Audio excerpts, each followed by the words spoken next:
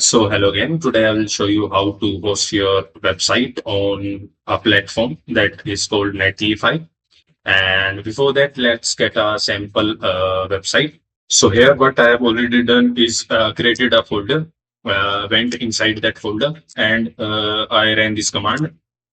That is the create React app utility that creates a sample app for me. And before running this command, make sure you have Node.js installed. Then you can download from your browser and install it. And after that, I run this command npm run build that generates a build folder that is our ready to use folder that we can deploy on the production. So now that we have a build folder, so let us locate it. So this is the folder that we need to deploy. So let's go to our browser and open Netlify. So this is the first website. I will click on it and I will click on login. So you just create your account and log in here.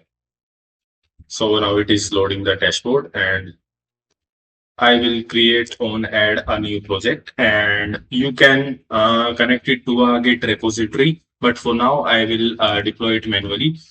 So here I just need to drag and drop the project folder here. So I will go to my project folder here and I will drag it in here and I will drop it and it has started uploading.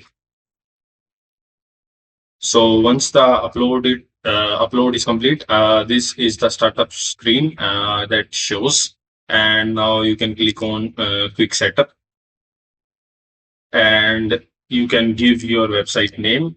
You can't change the last name, that will be netlify.app only. So I will give here hello12 and I will update project name. So it says name is already taken. So I will give this name and this is also taken. So let's add another random number and project name is updated successfully. So set password protection that I can set afterwards and I will click on finish later.